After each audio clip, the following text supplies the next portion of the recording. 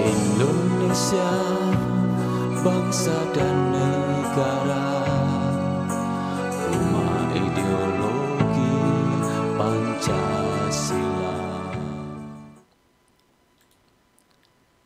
Bismillahirrahmanirrahim. Pemirsa tercinta yang dirahmati Allah, Tuhan Yang Maha Esa.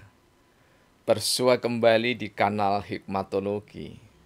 Serial mengajak diri kita masing-masing berpikir dengan kelembut cerdas dewasaan hati nurani.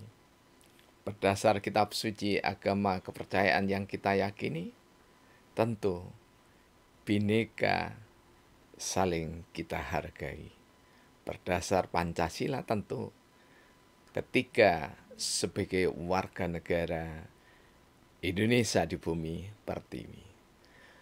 Pemirsa, kali ini kami angkat dari survei sederhana, riset sederhana, pertalian dengan sejumlah pertanyaan dari saudara-saudara kita, baik ustadz, jamaah, kiai, dan juga sejumlah habib.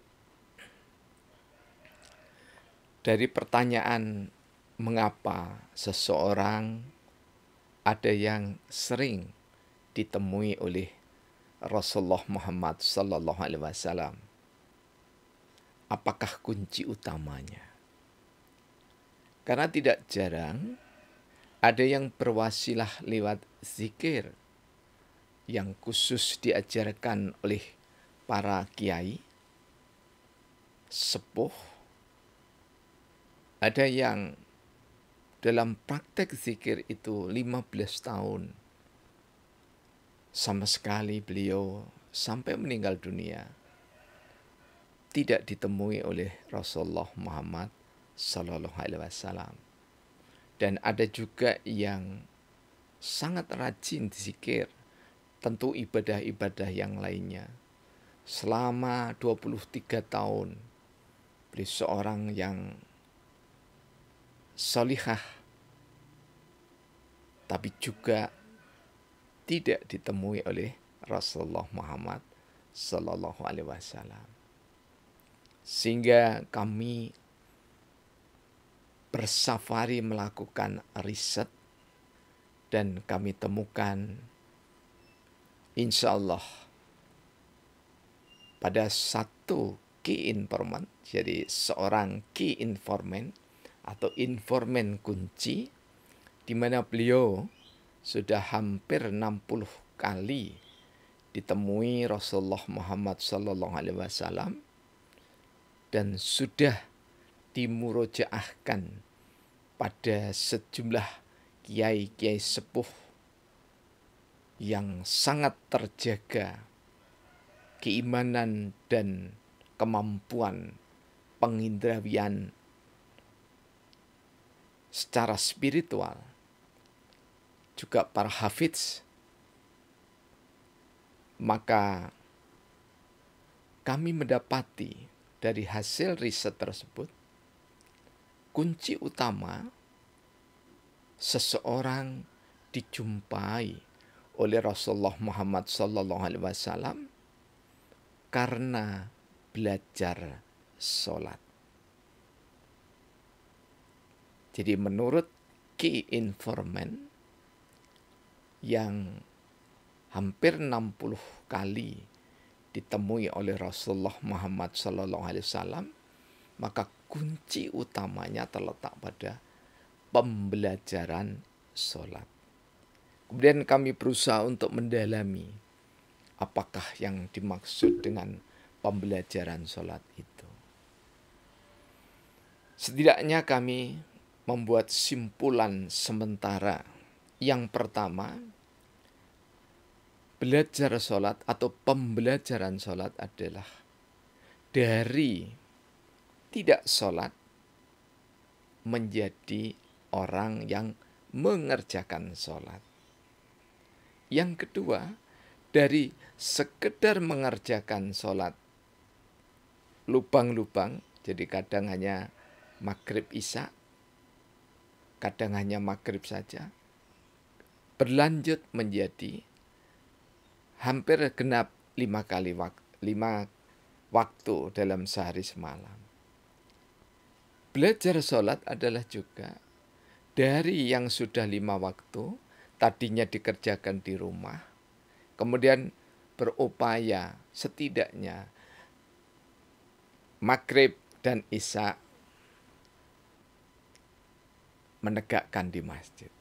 Belajar sholat juga adalah mereka yang terus-menerus berupaya secara optimal istiqomah menegakkan sholat fardu di masjid.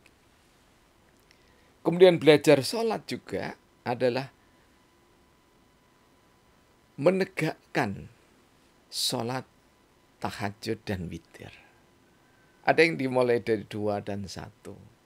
Terus-menerus diupayakan belajar hingga sampai genap 8 rakaat tahajud, 3 rakaat witir. Kemudian masih digenapkan lagi 2 rakaat iftitah, 8 rakaat tahajud, 3 witir. Kemudian masih diupayakan lagi pembelajaran beliau yang mulia itu, duha dari 2 rakaat berangsur menjadi 4, berangsur menjadi 6, berangsur menjadi 8, hingga sampai dengan 12 rakaat. Dan semuanya dipertahankan. Ada juga yang pembelajarannya adalah di awal malam ditegakkan sholatul lail. Jadi setelah sholat isya, kemudian 11 rakaat sholatul lail dengan witir 3 rakaat dilanjutkan pada pagi hari kurang lebih setengah 3, jam 2 atau jam 3. Digenapinya sholatul lail itu dengan 23 rakaat. Ini adalah pembelajaran yang berkait dengan bilangan rakaat, termasuk di dalamnya adalah kewajiban untuk memakmurkan masjid Allah. Beliau yang kami jadikan informan itu berupaya untuk belajar memenuhi panggilan surah Al-Bara'ah atau surah At-Taubah ayat ke-18. Inama ya'muru masajidallah man amana billahi ila akhir ayat. Jadi hanya saja yang memakmurkan masjid-masjid Allah adalah orang-orang yang beriman. Yang beriman itu adalah lelaki dan juga perempuan yang tentu saja ada mahramnya, ada muhrimnya, ada saudaranya, ada suaminya yang bisa menjaga kehormatannya. Jadi pembelajaran sholat itu adalah pembelajaran di mana seseorang melakukan penghambaan.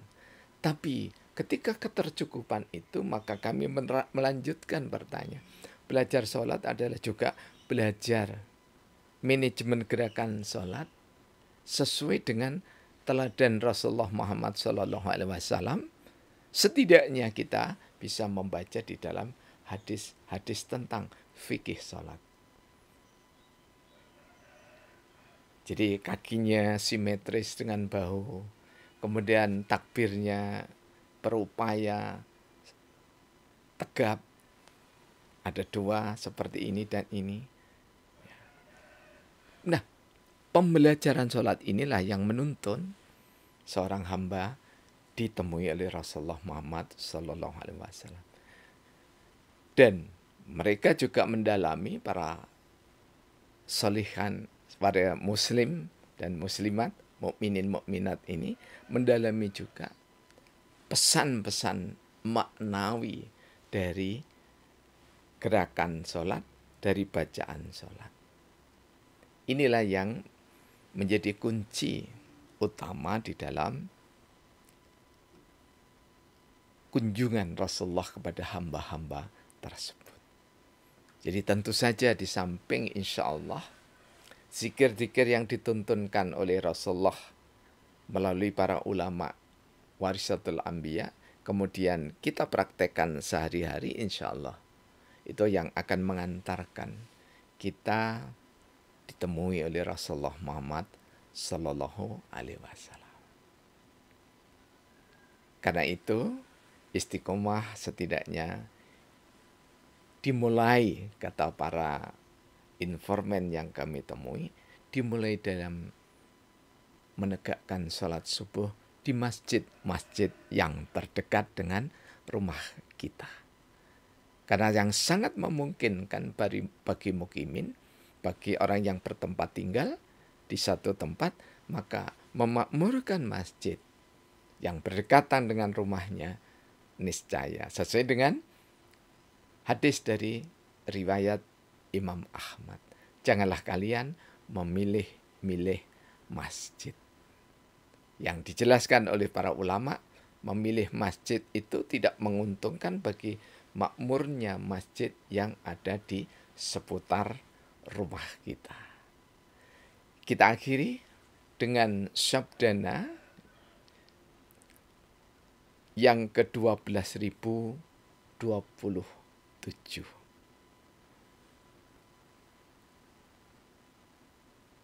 Waktu bagian pertama. Wasubhi,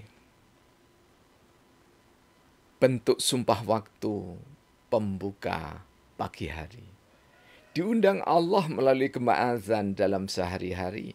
Panggilan sangat penting demi sehat jiwa ragawi. Sehat iman menuntun awal terbukanya ragam rezeki. Sehat ilmu pengetahuan untuk diterapkan dalam sehari-hari. Mengawali syukur dengan cara bersujud jiwa ragawi. Disaksikan malaikat melebihi ibadah lain dalam sehari-hari.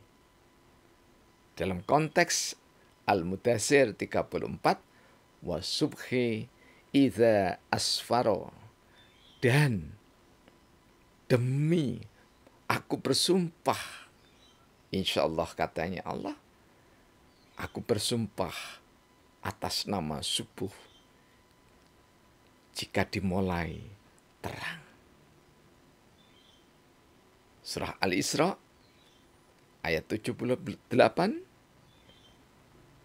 tegakkanlah salat subuh.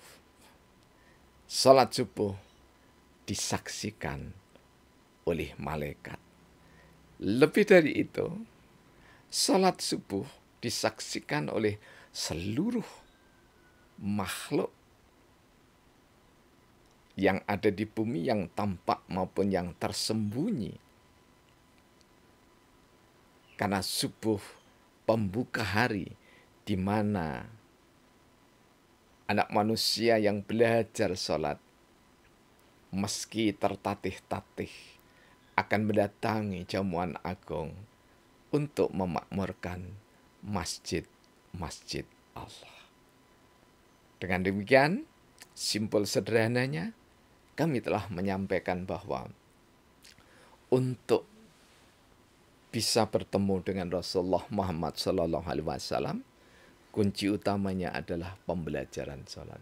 Dan pembelajaran sholat itu dalam pemaknaan kami tidak pernah akan usai, dikaji sampai kiamat kelak.